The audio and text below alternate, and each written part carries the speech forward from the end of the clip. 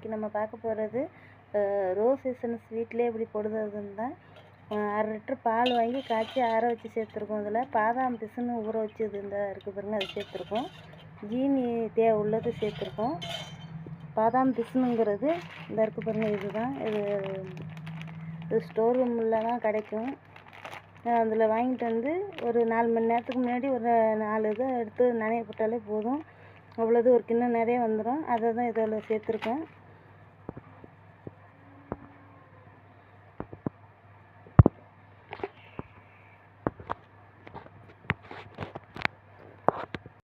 நம்ம rose essence சேர்த்துருக்கோம். அதுவும் ஸ்டோரில் கேட்டால் கிடைக்கும். அவ்வளோதான், வேறு ஒன்றும் சேர்க்க வேண்டியதில்லை. இது மாதிரி வீட்டிலே செஞ்சு ரோஸ் மில்க் சாப்பிடும் போது உடம்புக்கும் நல்லது, நல்ல டேஸ்ட்டாகவும் இருக்கும். இந்த இருக்குது பாருங்கள், இது வந்து மல்லிகை கடை இந்த ஸ்டோர் இருக்கும்ல, அது மாதிரி இதில் இருக்கும்.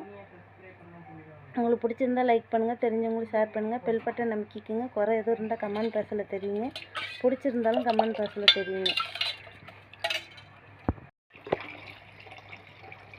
இது பாருங்கள், அவ்வளோதான். இனிமேல் அப்படியே சாப்பிட வேண்டியதான். வெயில் நேரத்துக்கு இது மாதிரி குளிர்ச்சியாக போட்டு வீட்டிலே சாப்பிடும் போது ரொம்ப டேஸ்ட்டாகவும் இருக்கும், உடம்புக்கும் நல்லது. போட்டு சாப்பிட்டு பாருங்கள்.